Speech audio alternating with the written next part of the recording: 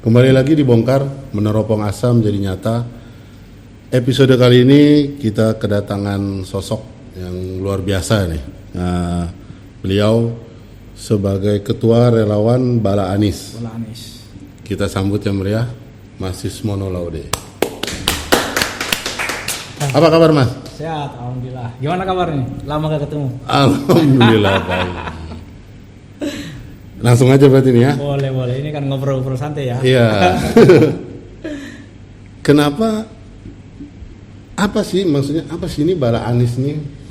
Jadi Bala Anies ini sebenarnya salah satu kelompok relawan Anies ya, yang nasional dan terinspirasi dari nama cerita pewayangan Bala Dewa. Jadi kalau grup musik Dewa 19 kan dia punya Bala Dewa ya. Yeah.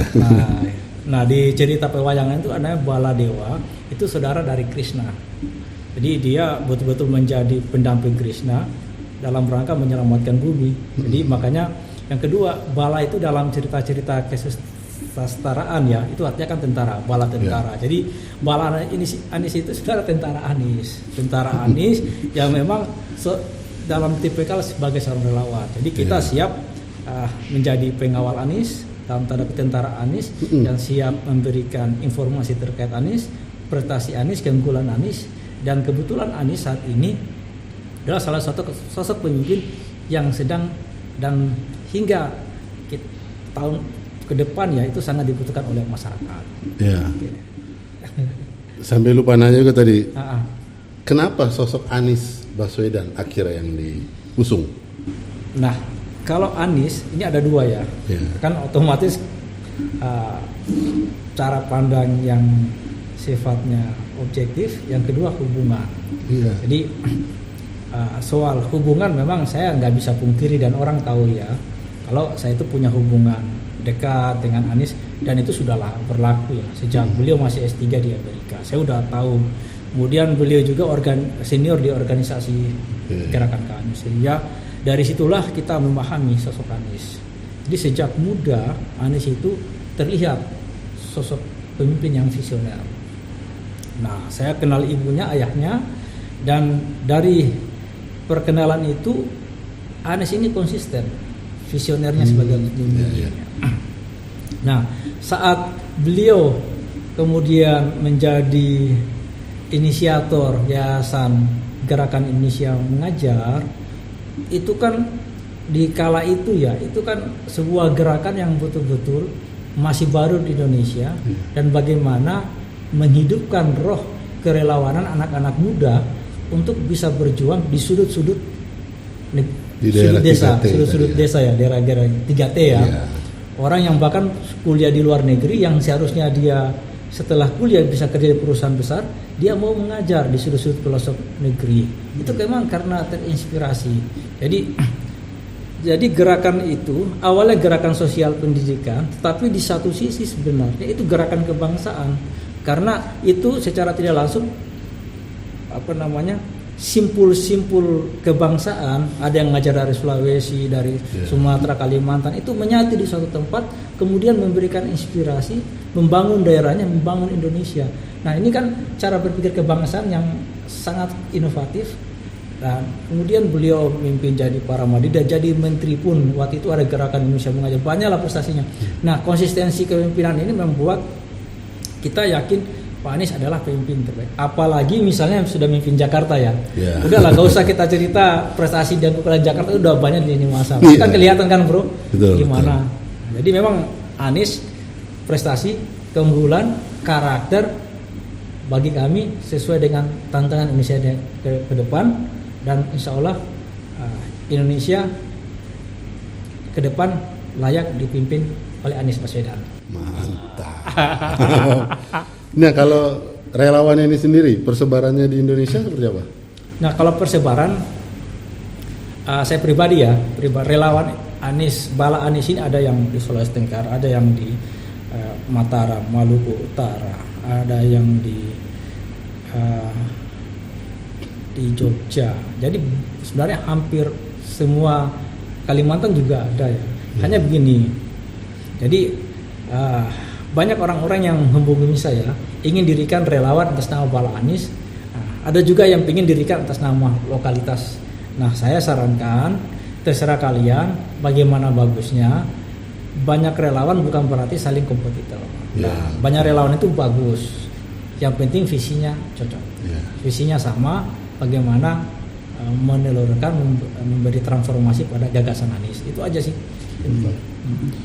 Ya kalau ngomong percaturan di pemilu masih 2 tahun lagi lah ya.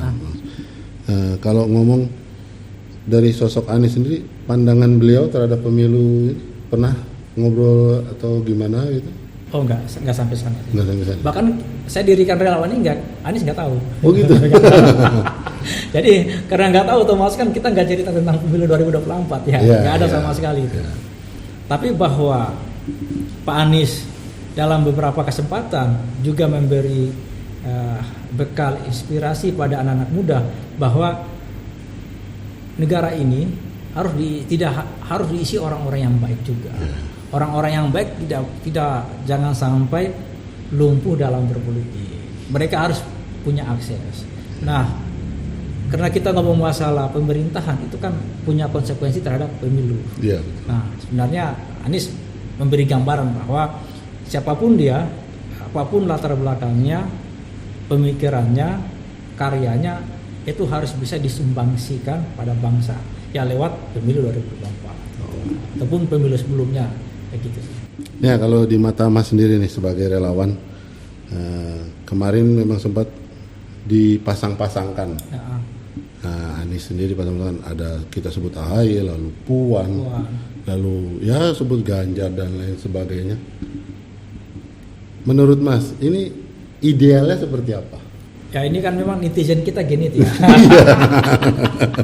Teman-teman cara pandang yang sudah biasa di dunia media massa, media sosial kan paham itu. Kegenitan netizen. Jadi relawan itu tidak fokus ke sana. Jadi relawan Bala Anies termasuk relawan yang lain ya, karena kami punya jejaring ya, para relawan yang lain itu fokus bagaimana kita menyampaikan prestasi dan keunggulan Anies. Soal di pasangan siapa itu domainnya partai. Kita nggak masuk ke sana. Memang ada beberapa relawan yang misalnya dia suka dengan si A, suka dengan si B, tidak suka dengan A, B, C, D. Itu sikap pribadi dia lah. Tapi kami nggak masuk ke sana lah. Mau dipasangkan dengan Puan kah, mau dipasangkan dengan Ganjar, siapa, AHY kah, siapapun, itu silakan. Partai punya cara, punya perhitungan sendiri. Kira-kira siapa yang layak menampingi Anies, siapa yang layak dipasangkan, karena itu kan dan itu sesuai kebutuhan masyarakat atau tidak ya, itulah. Kami cuma kalaupun kami diminta saran ya kami ngasih pandangan, tapi ya kita tidak terlalu masuk ke sana lah. Kalau dari kacamata sendiri, maksudnya sosok ini seperti ini. Anies itu nasionalis. Sifat kebangsaannya nggak usah diragukan. Sejak dia mulai SD sampai dia jadi Jakarta, sikap kebangsaannya jelas. Dia terbuka dengan siapapun, mau agama apapun, latar belakangnya apapun, sehingga dia mau dipasangkan siapapun itu pas. Kita ingat ya, pasca Sandiaga Uno udah nggak jadi wakil gubernur, itu kan antara partai itu kan ingin nawarkan si A, nawarkan si B. Anies kan nggak ada masalah siapapun. Nah, alhamdulillah dipilih Pak Riza. Anies pun cocok ya. Waktu beliau jadi Mendikbud dengan dirjen-dirjennya, dia direkturnya itu orang-orang yang lama juga dan cocok. Jadi memang Anies ini karakternya siapapun dia, kalau dia punya bisa bekerja, bisa berkolaborasi, visinya sama, dan dia bisa mengubah visi yang lama menjadi sesuatu visi yang baru, itu ya kenapa enggak? Kita kan sama-sama punya niat untuk memperbaiki bangsa gitu sih. Yang penting nanti intinya kolaborasinya ciamik, betul. Akhirnya berjalan semana-mana seperti Indonesia yang kita harapkan. Lalu gini, ngomongin strategi. Tadi Mas Lodi sempat singgung bahwa kita menggaungkan sosok Anies ini dengan prestasi dan lain-lain. Ada lagi strategi lain kah dari bala Anies ini? Tiap relawan ada ya. Ya. Kalau bala Anies pasti punya. Jadi tapi untuk langkah awal kami sampaikan bahwa strategi menyampaikan gagasan lewat media sosial, lewat media massa itu menjadi pilihan yang utama saat ini. Oke. Jangka pendek ya. Meskipun jangka menengah, jangka panjang 2 tahun lagi kita lakukan. Tapi strategi misalnya kita membangun sel-sel jaringan di daerah-daerah itu tetap kita lakukan. Cuma kan karena ini menyangkut strategi dan kadangkala tidak semua harus dibuat ke publik, jadi saya nggak bisa. Tapi setelah ini kita cerita lah bro. Gitu. tapi insya Allah ada lah. Tadi ya memang sempat Mas Laude juga singgung bahwa nanti untuk duetnya siapa dan lain itu kan urusan partai. Kalau Mas Laude sendiri tadi saya pengennya dari kacamata Mas Laude sendiri. Ini kalau ngomong banyak Mas Anies ini ya, banyak tawaran dari parpol untuk merapat kemana-kemana. Mas Laude melihatnya seperti apa? Kita melihatnya hampir sama lain. Pak Anies ya nggak usah masuk salah satu partai lah. Karena memang beliau sejak dulu begitu, bukan orang partai. Tapi harus diingat bahwa semua partai di kita ya, itu kan punya visi juga untuk mengisi kemerdekaan. Ya, jadi, nah ketika Pak Anies dilihat ini tanpa partai pun dia sesuai dengan visi partainya si A, sesuai dengan partainya si B, si C dan seterusnya, berarti kan nggak ada masalah di sana. Jadi bagi kami anggap aja Anies itu milik masyarakat tanpa partai, toh visi misi partai sesuai dengan karakter dan kepribadian Pak Anies, jadi nggak ada masalah di sana. Jadi ya lebih baik sementara ya bahkan selamanya nggak usah lah. Meskipun beberapa partai juga ya, kayak misalnya PDIP dia tanpa koalisi dengan siapapun dia kan bisa mencalonkan. Itu sikap politik di bawah kepemimpinan Bu Mega, itu terserah. Partai-partai yang lain kayak misalnya Nasdem, dia tahu diri belum bisa memenuhi persyaratan itu 20%, dia ada 3 nama Pak Anies nomor 1. Ya kan tinggal koalisi lah.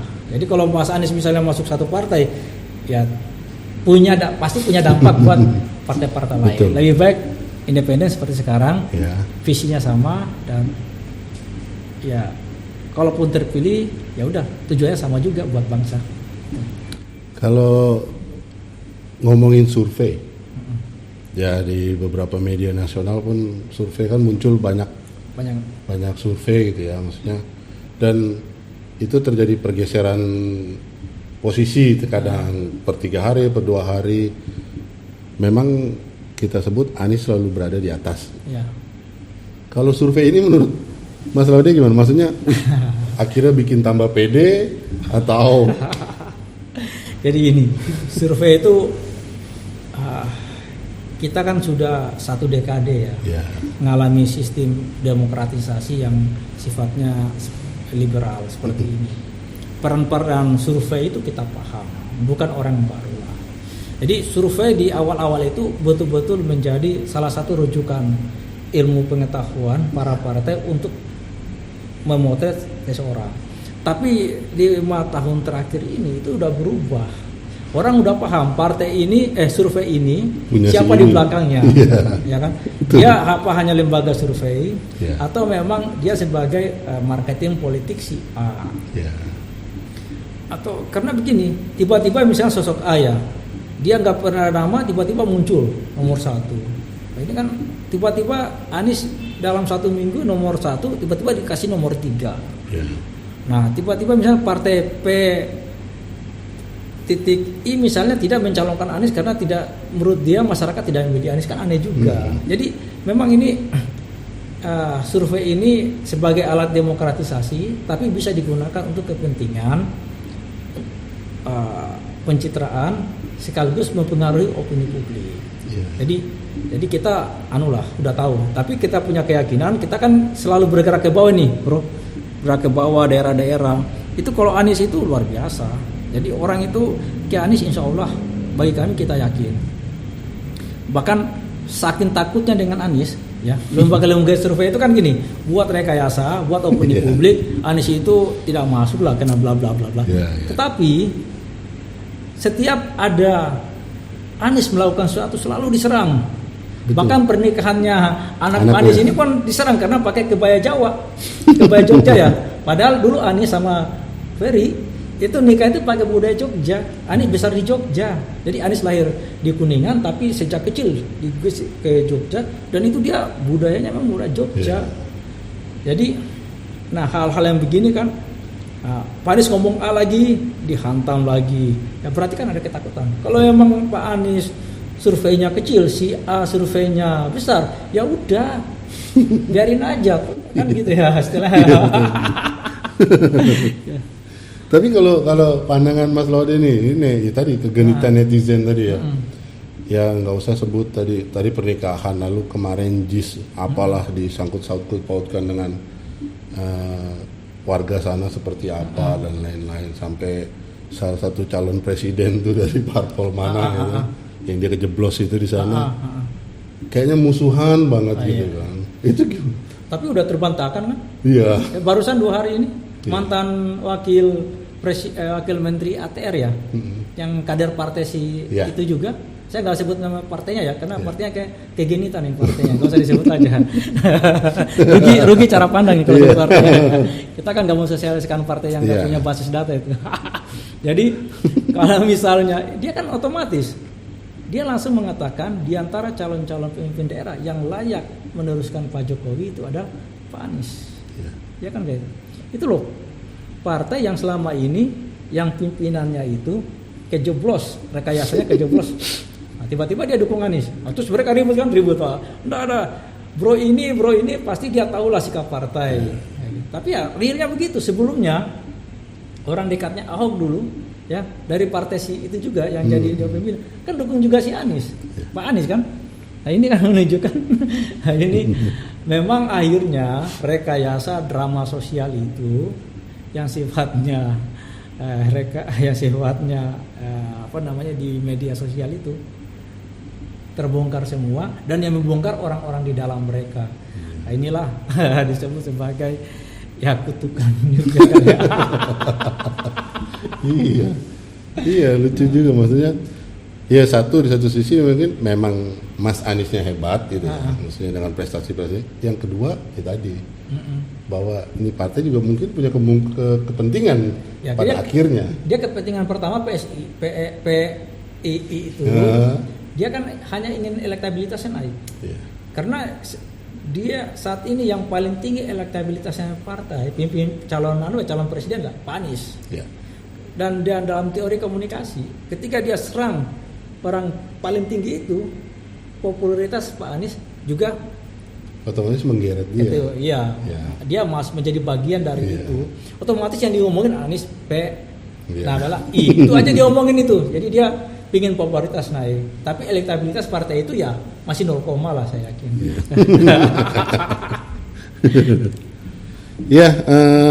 Kalau ngomongin ini memang kalau durasinya tidak terbatas mungkin kita bisa berhari-hari seru tadi. Tapi memang obrolan seru. Mungkin sebelumnya Mas Rodi ada closing statement apa gitu? Silakan. Oke. Jadi apapun situasinya, apapun kondisinya ya, Anies ini seperti mutiara lah.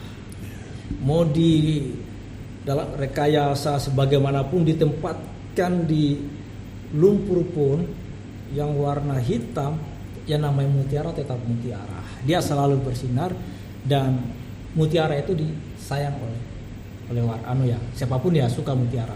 Dan memang Pak Anies itu ya disukai oleh masyarakat, dan gerakan relawan ini betul-betul adalah dari rakyat, oleh rakyat dan untuk rakyat. Kita nggak pernah koordinasi dengan Pak Anies, konsultasi apalagi sendirinya, dan kita memang relawan ini hadir untuk meneruskan kepentingan masyarakat yang ingin membawa Indonesia jauh lebih bagus, meneruskan pimpinan Pak Jokowi jauh lebih bagus, dan Pak Anies menjadi sosok yang dipilih oleh masyarakat, dan kita berjuang untuk itu. Insya Allah 2024 Anies Rashid Baswedan. Mantap. Ingat 2024, 2 tahun lagi masih bisa dipersiapkan segala halnya ya. Oke. Seperti tadi saya bilang bahwa ini obrolan kalau tanpa durasi mungkin bisa lebih panjang, berhari-hari dan lain-lain. Tapi memang juga waktulah yang memisahkan kita. Iya. Terima kasih. Sampai jumpa di Bongkar episode berikutnya.